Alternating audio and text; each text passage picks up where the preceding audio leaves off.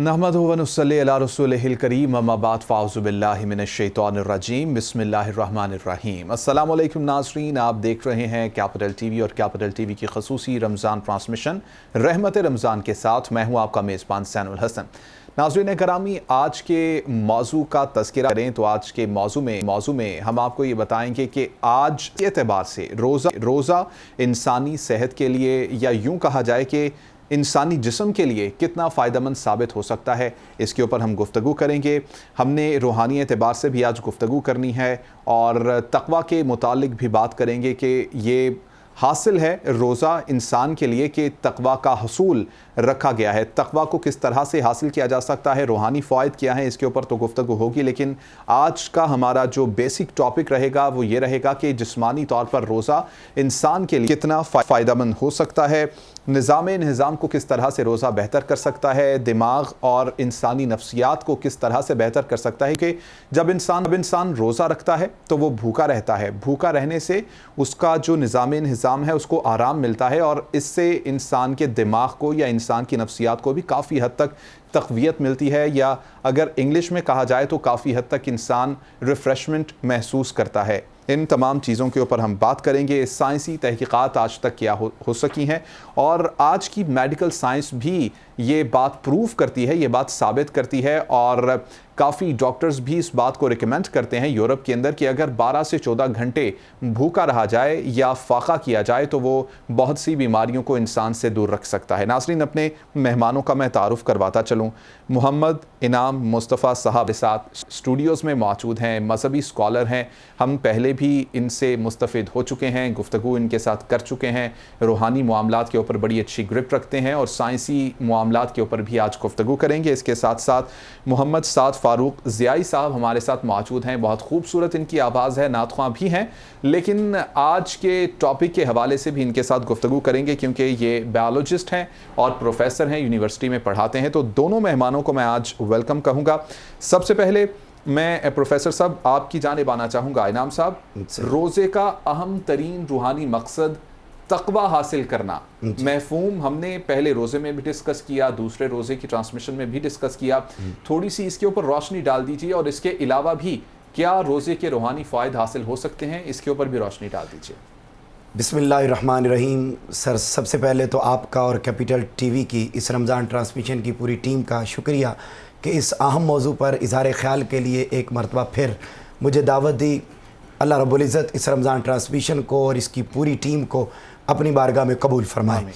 बड़ी खूबसूरत बात आपने की कि रूहानी फ़वाइद रोज़ा रखने के क्या हैं। तो ज़ैन भाई, सबसे पहले तो हमें ये बात जाननी है कि रूह क्या है, फिर उसके जो फ़वाइद हैं उसकी तरफ आते हैं। तो अल्लाह रब्बुल इज़्ज़त ने कुरान मजीद में रूह से मुतल्लिक़ फरमाया कि सहाबा किराम ने आका अलैहिस्सलाम से सवाल किया, यसअलूनका अनिर रूह, कि वो रूह के बारे में आपसे सवाल करते हैं। तो फरमाया कोलिर रूह मिन अम्र रब्बी, आप फरमा दें कि ये अल्लाह का अमर है। अब जब ये बात हो गई कि ये अल्लाह का अमर है बस, तो अल्लाह रब्बुल इज़्ज़त इसके ज़रिए ये बात फरमाना चाहता है कि मेरे बंदो, इसके मुताल्लिक़ आप एक हद से ज़्यादा सोच विचार नहीं कर सकते। बस ये बात ज़हन में रखो कि ये अल्लाह का हुक्म है, अल्लाह का अमर है। लेकिन फिर भी रूह को जानने के लिए हम बहुत सारी चीज़ों से अंदाज़ा लगा सकते हैं कि रूह हमारे अंदर मौजूद है। ये जब अपने एक्शंस दिखाती है तो उस वक्त हमें अंदाज़ा हो जाता है कि हमारे अंदर रूह मौजूद है। वैसे भी ज़िंदगी और मौत इसी के साथ ही जुड़ी हुई है। तो जैसे इंसान का एक ज़ाहिरी जिस्म है, ऐसे ही इंसान का एक बातनी जिस्म है। उस बातनी जिस्म को हम रूह कहते हैं और उस रूह के भी ज़ाती जिस्म भी हैं, उस रूह की आँख भी है, उस रूह के कान भी हैं, उस रूह के मुकम्मल एहसासात हैं। यही वजह है कि हमें खुशी मिलती है तो उस को हासिल करते वक्त या उस खुशी को महसूस करते वक्त होता क्या है, हम अपने अंदर एक ख़ास किस्म की पॉजिटिव फीलिंग्स महसूस करते हैं। वो जो फीलिंग्स आ रही होती हैं वो रूह से आ रही होती हैं। हम नात सुनते हैं, हम अल्लाह का जिक्र करते हैं, हमारी आंखें बरसने लगती हैं, ये सारे एक्शन उस रूह से होते हैं। ज़ैन भाई, जैसे ही हमारे जिस्म को मुख्तलिफ बीमारियाँ लाहिक होती हैं, ایسے ہی ہماری اس روح کو بھی مختلف بیماریاں لاحق ہوتی ہیں. جیسے روزہ جسمانی بیماریوں کو دور کرنے کا سبب بنتا ہے، ایسے ہی اس سے بھی پہلے روزہ ہماری روح کی بیماریوں کو دور کرنے کا ذریعہ بنتا ہے. اب ہم سب سے پہلے یہ جانتے ہیں کہ روح کو بیماریاں کون سی لگتی ہیں. روح کی بیماری ہے جھوٹ بولنا، روح کی بیماری ہے حسد کرنا، تکبر کرنا، رعونت کرنا، انا پرستی کرنا، کرپشن کرنا، لوٹ مار کرنا، قطع تعلقی کرنا، حقوق سلب کر لینا، الغرض نیکی میں لذت اور راحت محسوس نہ ہونا، تقوی سے دور ہو جانا، گناہ میں لذت اور راحت محسوس کرنا. یہ ساری کی ساری برائیاں یہ روح کی برائیاں اور روح کی بیماریاں ہیں. ایک تو علاج ان کا ہوتا ہے صحبت کے ذریعے. اب جب بندہ کسی نیک صالح صحبت میں بیٹھ جائے یا نیکی کی ایکٹیویٹی میں داخل ہو جائے، صحبت یا کمپنی صرف کسی فرد کی کمپنی کا نام نہیں ہے. جب بندہ قرآن کی مجلس میں بیٹھ گیا، روزے کی مجلس میں بیٹھ گیا، نیکی کی مجلس میں بیٹھ گیا، کسی اچھی ایکٹیویٹی میں داخل ہو گیا، تو اٹس مین کہ وہ اچھی صحبت میں آ گیا. اب روح کی بیماریوں کا علاج صرف اور صرف اگر ممکن ہو سکتا ہے تو وہ صحبت کی وجہ سے ہو سکتا ہے. اب روزہ ان روحانی بیماریوں کو دور کرنے کا بہترین ذریعہ ہے. مثلا اگر ہم سر بات کرتے ہیں کہ روزہ یہ ایک بیماری ہے روحانی، فار ایگزامپل جھوٹ ہے، تو اب جھوٹ والی بیماری کو روزہ کیسے ختم کر سکتا ہے؟ اللہ رب العزت کے محبوب حضور نبی اکرم صلی اللہ علیہ وآلہ وسلم نے فرمایا کہ اگر کوئی بندہ روزہ رکھے اور روزہ رکھ کے جھوٹ بولے یا جھوٹ والے کام کرے تو اللہ تبارک و تعالیٰ کو اس کے بھوکے اور پیاسے رہنے کا کوئی تعلق یا اس کا کوئی سروکار اللہ رب العزت کی ذات کو نہیں ہے. اب جب بندہ روزہ رکھتا ہے تو جب اس کو ساتھ یہ پتہ چل جاتا ہے کہ یار میں نے جھوٹ نہیں بولنا، اب پورا مہینہ 30 دن اس نے روزے رکھے، 30 دن اس کی پریکٹس ہوتی رہی، اب وہ عادی ہو گیا اس ٹریننگ ورکشاپ کے پروسیس سے گزرنے سے. جب وہ مہینہ گزرنے کے بعد، رمضان کا مہینہ گزار لینے کے بعد، عید کے بعد جب وہ دنیا کے معاملات میں پڑتا ہے تو اس کی عادت اور ہیبٹ میں یہ چیز داخل ہو چکی ہوتی ہے کہ یار میرا جھوٹ بولے گزارا ہو سکتا ہے، لہٰذا میں نے جھوٹ نہیں بولنا. ایسے ہی اب دیکھیے اللہ رب العزت نے اور تاجدار کائنات صلی اللہ علیہ وسلم نے حدیث پاک میں اب روح کی ایک بیماری ہے قطع تعلقی کر لینا، لڑائی جھگڑا کر لینا، غصے ہو جانا. قربان جاؤں تاجدار کائنات صلی اللہ علیہ وسلم نے ارشاد فرمایا کہ جمعہ کا دن،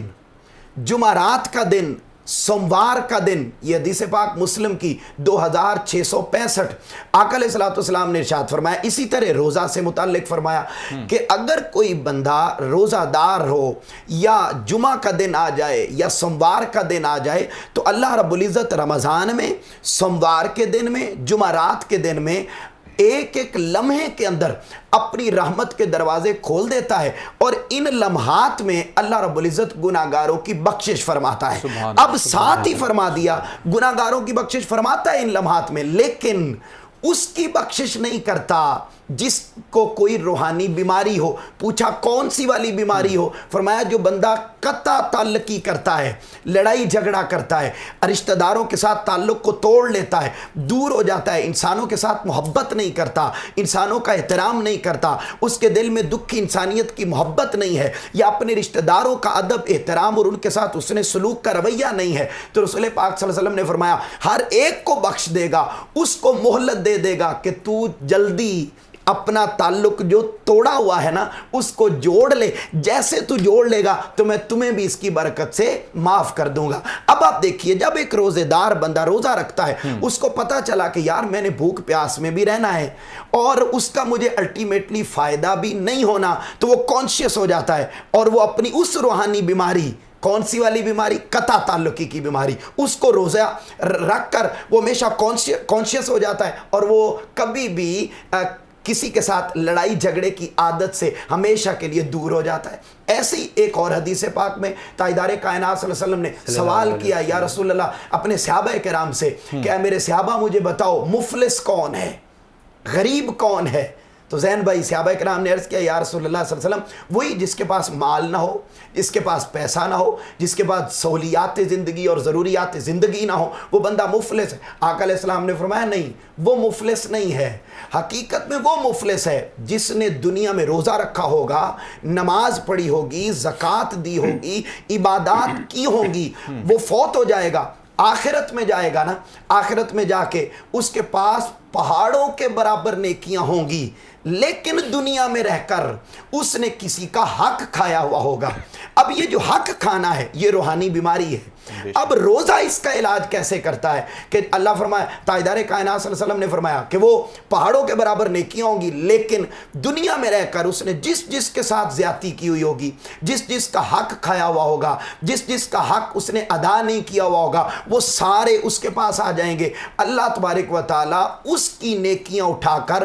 ان لوگوں کے اندر بانٹ دے گا کہ تو نے تو دنیا میں ان کا حق کھایا ہوا تھا، لہذا اب اپنی نیکیاں اٹھا کر ان کو دے دو، باقی سب جنت میں چلے جائیں گے۔ اور وہ جس نے حق سلب کیا ہوا ہے، جس نے لوٹ مار کی ہوئی ہے، جس نے زیادتی کی ہوئی ہے، جو دنیا میں رہ کر روحانی بیماری کا شکار تھا، وہ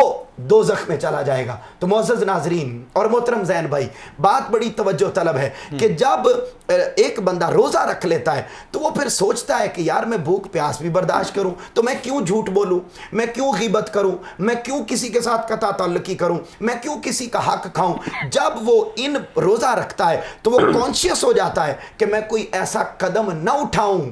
جس سے میرا روزہ ضائع ہو جائے اور بدلے میں مجھے صرف بھوک اور پیاس ملے۔ تو معزز ناظرین، یوں روزہ پروفیسر صاحب بڑی خوبصورت بات، بڑی خوبصورت طریقے سے آپ بیان کر رہے ہیں، لیکن جو ابھی تک اس کا کرکس نکلتا نظر آ رہا ہے وہ یہی ہے کہ حقوق العباد بہت ضروری ہیں، حقوق اللہ سب سے پہلے، لیکن حقوق العباد کو نظر انداز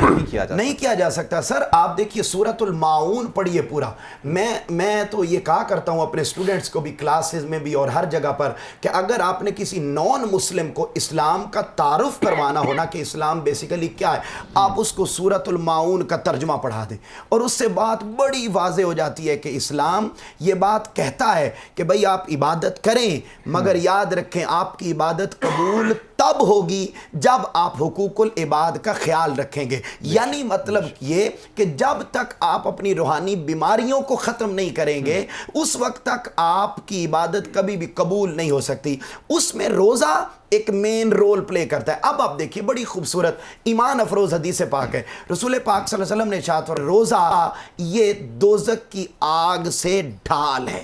اب اگر آپ سوچیں اور دیکھیں بندہ جہنم میں جاتا کیوں ہے؟ جاتا ہے جھوٹ کی وجہ سے، حسد کی وجہ سے، تکبر کی وجہ سے، رعونت کی وجہ سے، کبر کی وجہ سے، حرام خوری کی وجہ سے، اور یہی چیزیں انسان کی روحانی بیماریاں بھی ہیں،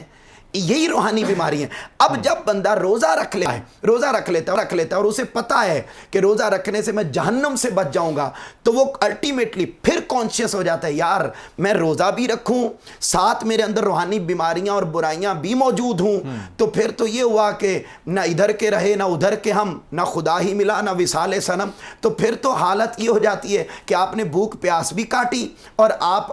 بعد میں چلے بھی جہنم میں گئے۔ تو اب جب وہ سوچتا ہے کہ یار میں اپنی صاف ظاہر ہے روزہ رکھ لیا ہے تو اپنی روحانی بیماریوں کو اوور کم کروں تاکہ کل کو میں جہنم کے ایندھن سے بچ جاؤں، پھر انسان کی روح۔ پروفیسر صاحب یہ بہت خوبصورت آپ اس کو بیان کریں، لیکن ایک اور چیز اس میں ایڈ کر لیجئے، فحش گوئی لغویات سے بچنا۔ بالکل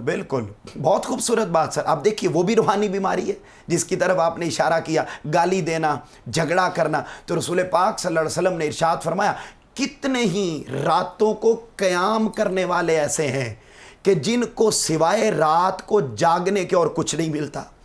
کتنے ہی روزہ دار ایسے ہیں جن کو سارا دن بھوکا پیاسا رہنے کے سوا اور کچھ نہیں ملتا۔ پوچھا یا رسول اللہ صلی اللہ علیہ وسلم یہ کون سے لوگ ہیں؟ تو تاجدار کائنات صلی اللہ علیہ وسلم نے روزے کے مقاصد بیان کرتے ہوئے ارشاد فرمایا کہ اس بھوکے پیاسے رہنے والے کو یا اس روزہ دار کو کچھ نہیں ملتا سوائے بھوکا اور پیاسا رہنے کے، جو روزہ بھی رکھے اور گالی گلوچ بھی کرے، لغویات بھی کرے، غیبت بھی کرے، چغلی بھی کرے، جھوٹ بھی بولے، اور کسی کے ساتھ کی لیگ پولنگ بھی کرے. مطلب وہ جو نیگیٹو ایکٹیویٹیز ہیں, وہ جو روحانی بیماری ہیں, ان میں بھی بندہ مبتلا رہے تو پھر فرمایا اس کو بھوکے پیاسے رہنے کے سوا اور کچھ بھی نہیں ملتا. اسی طرح میں آپ کی اجازت سے ایک اور بڑی اہم بات جو ذہن میں آئی, جس کی طرف آپ نے اپنے انٹرو میں اشارہ کیا, کہ اللہ رب العزت نے قرآن مجید میں فرمایا یا ایھا الذین آمنوا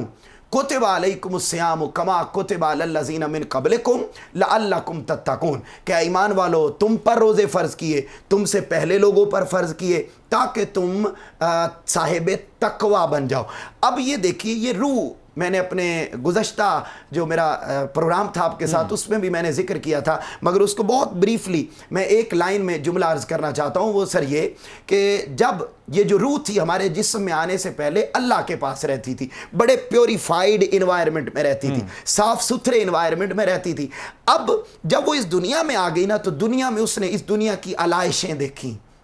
اس دنیا کی کثافتیں دیکھیں, اس دنیا کی برائیاں دیکھیں. تو روح بیسیکلی بندہ مومن کی روح, جس کے بارے میں تاجدار کائنات صلی اللہ علیہ وسلم نے ارشاد فرمایا کہ الدنیا سجن المؤمن و جنت الکافر, کہ یہ دنیا مومن کے لیے قید خانہ ہے اور جنت کے لیے اور کافر کے لیے جنت ہے. اب آپ دیکھیے, جب بندہ مومن کی روح جو بڑی پاکیزہ انوائرمنٹ میں سے ہو کر اس جسم میں آئی, اب وہ یہاں بے چین رہتی ہے. لیکن جب روزوں کا مہینہ آتا ہے, رمضان کا مہینہ آتا ہے, اس کو قرآن سننے کو ملتا ہے, اس کو نعت سننے کو ملتی ہے, اس کو دین کی تعلیم و تربیت سننے کو ملتی ہے, اس کو اللہ کا ذکر, تسبیح و تحلیل, پھر صدقہ اور خیرات, یہ ساری چیزیں, یہ روحانی بیماریاں نہیں, یہ روحانی بیماریوں کا علاج ہے. جب اسے ایسا انوائرمنٹ رمضان المبارک کی وجہ سے دوبارہ میسر آتا ہے تو اس کی روح بڑی خوش ہوتی ہے, راحت محسوس کرتی ہے. بڑی خوبصورت آپ گفتگو فرما رہے ہیں, انٹرپٹ کرنا دل نہیں چاہ رہا, لیکن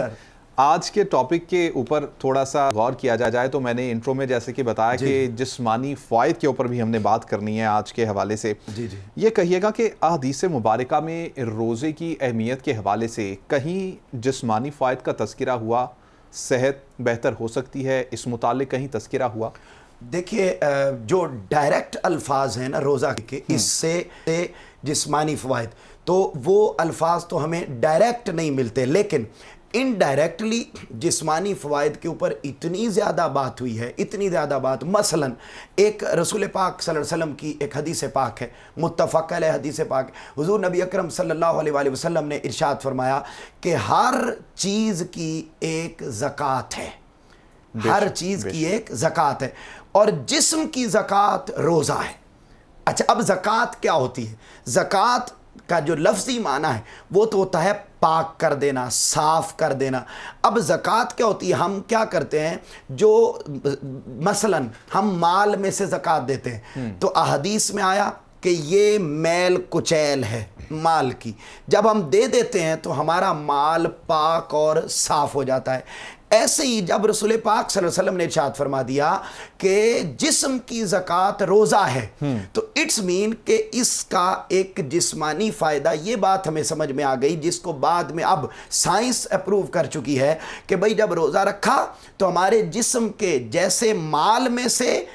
کیا نکل گئی, میل کچیل نکل گئی, ایسے ہی جسم کے اندر جو میل کچیل پائی جا رہی ہے, جو بیماریاں پائی جا رہی ہیں, جو اس کے اندر کمیاں پائی جا رہی ہیں, جب انسانی جسم کو روزہ رکھنے کی وجہ سے ریسٹ ملی تو وہ ساری اضافی رطوبتیں, وہ نیگیٹو چیزیں کر دی گئیں, وہ جسم سے خارج کر دی. بہت خوبصورت طریقے سے آپ نے اس کو بیان کر دیا.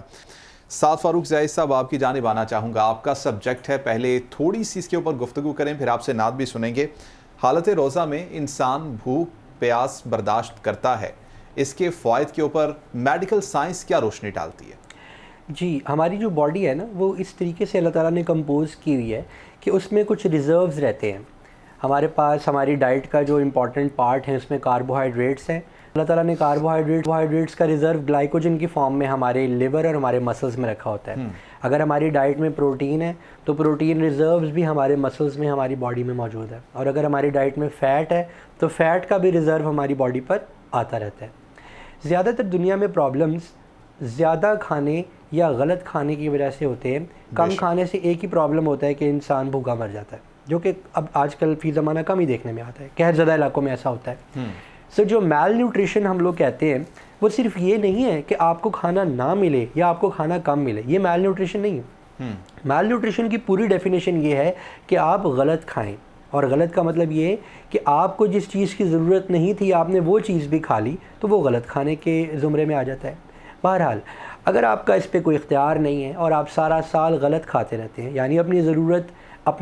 ہمارا ایک بیسل میٹابولزم ہوتا ہے اور ایک ایکٹیویٹی بیسڈ ہوتا ہے، جس میں ہماری ایج، ہم کس علاقے میں رہ رہے ہیں، ہماری فزیکل کنڈیشن کیا ہے، ہمارا جینڈر کیا ہے، ان سب چیزوں پر ڈیپینڈ کرتا ہے کہ ہمیں کیا کھانا چاہیے اور کتنا کھانا چاہیے۔ بالکل۔ مگر ظاہر ہے کہ ہم تھوڑا ٹیسٹ کے غلام ہو جاتے ہیں، ہم ذائقے کے غلام بن جاتے ہیں۔ تو اگر ہم بہرحال جو بھی کھاتے رہیں،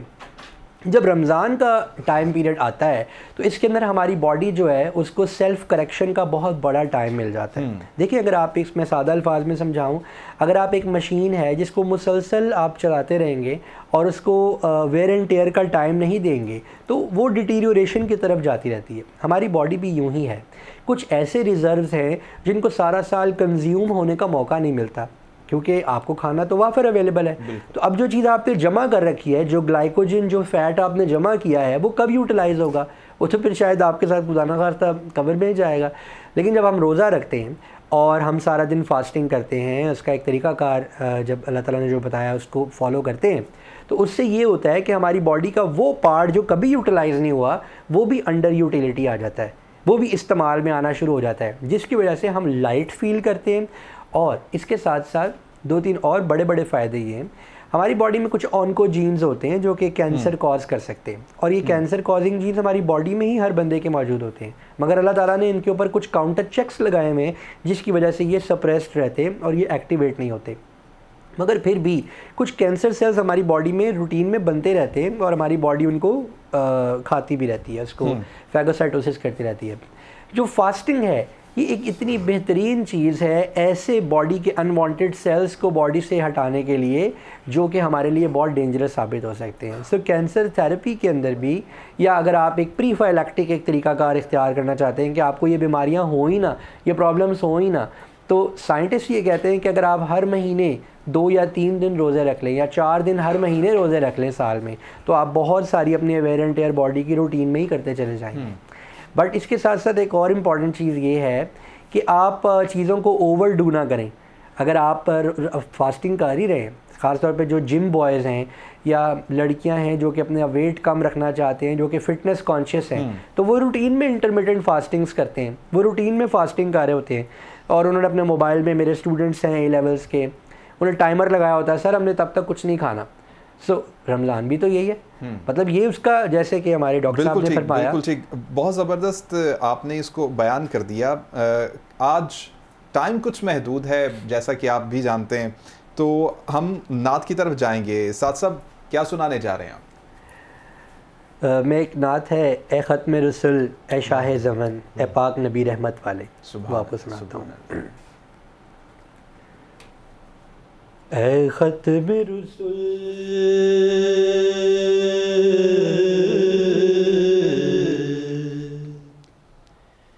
اے شاہ زمن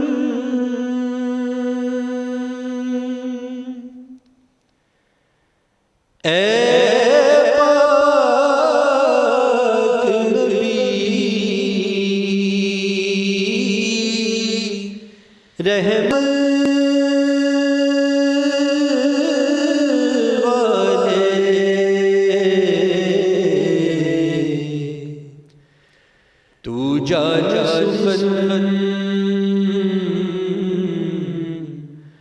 موضوع سخن اے پاک نبی رحمت والے،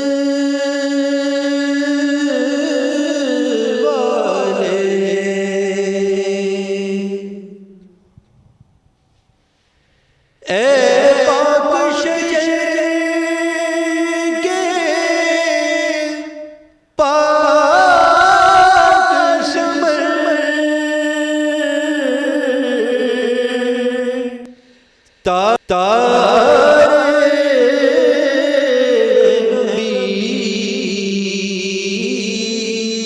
اور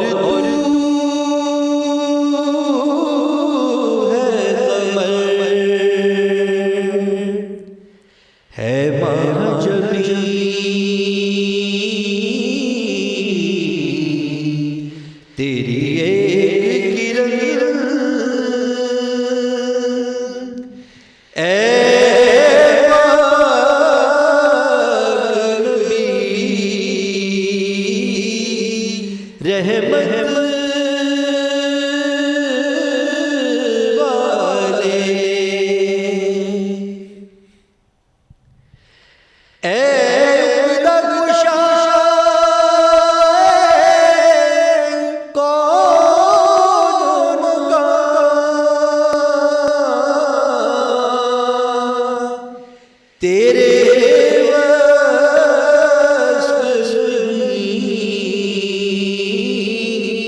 محتاج بیان، عاجز ہے زبان، قاصر ہے دہان، عاجز ہے زبان، نعت کہنے کا میں عرفان کہاں سے لاؤں، ابو طالب کا قلم کہاں سے لاؤں، نعت کہنے کو تو جی چاہتا ہے لیکن آقا میں بھلا رہ جائے کہاں سے لاؤں، عاجز ہے زبان، قاصر ہے دہان، اے پاک نبی رحمت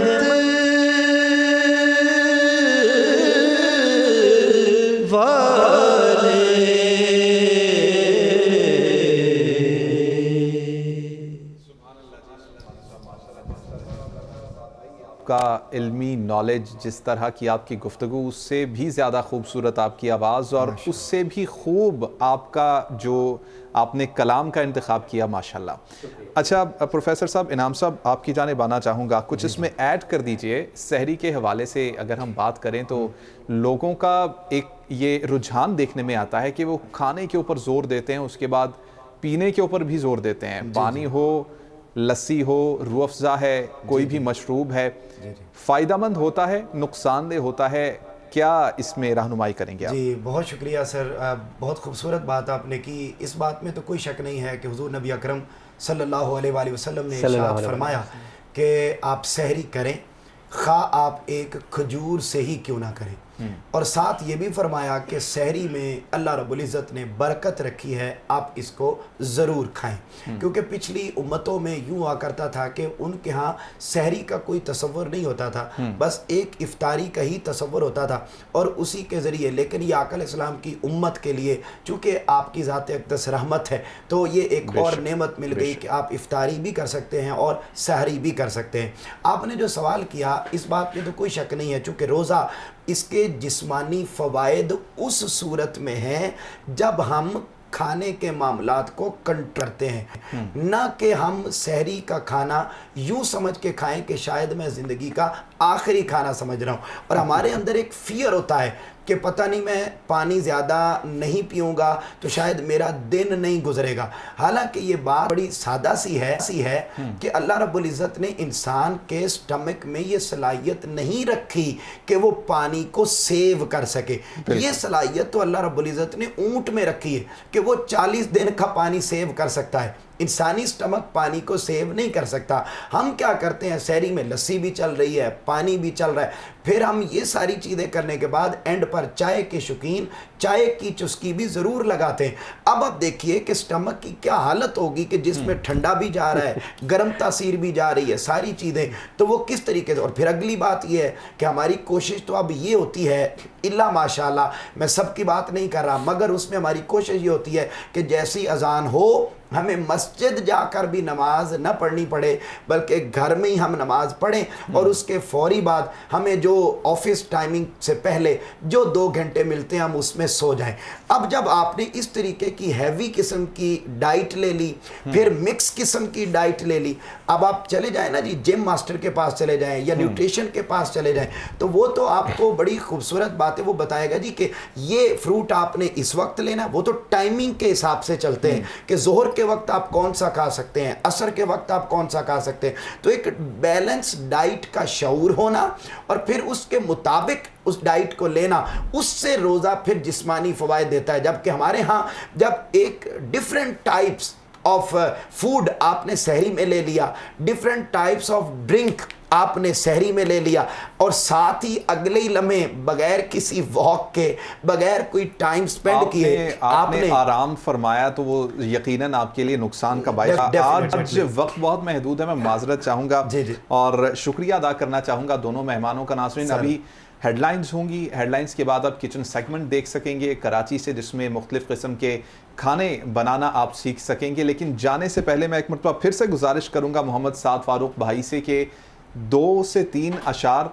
تاکہ ہمارا ایمان مزید تازہ ہو جائے. کروں میں آپ پر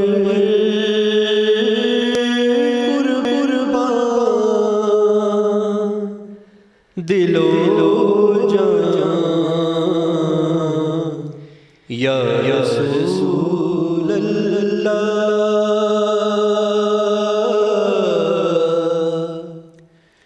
دلوں میں بھر دیا ہے نور ایمان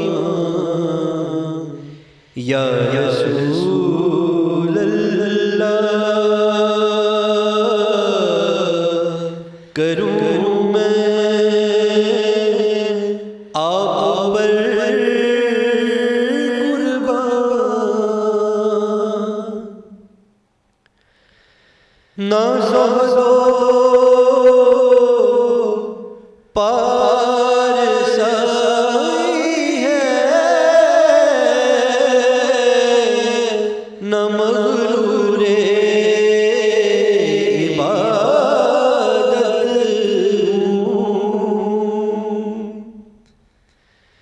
نہ زہد پارسائی ہے, نہ مغرور عبادت,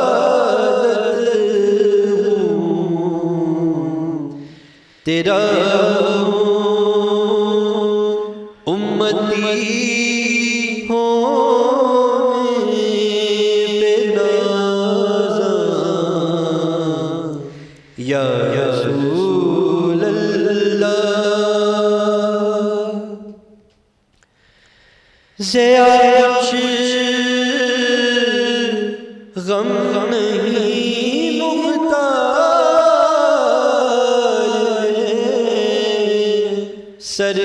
سرکار دو عالم, زیادہ غم نہیں مختار سرکار دو عالم. ہمیں کیا فکر جب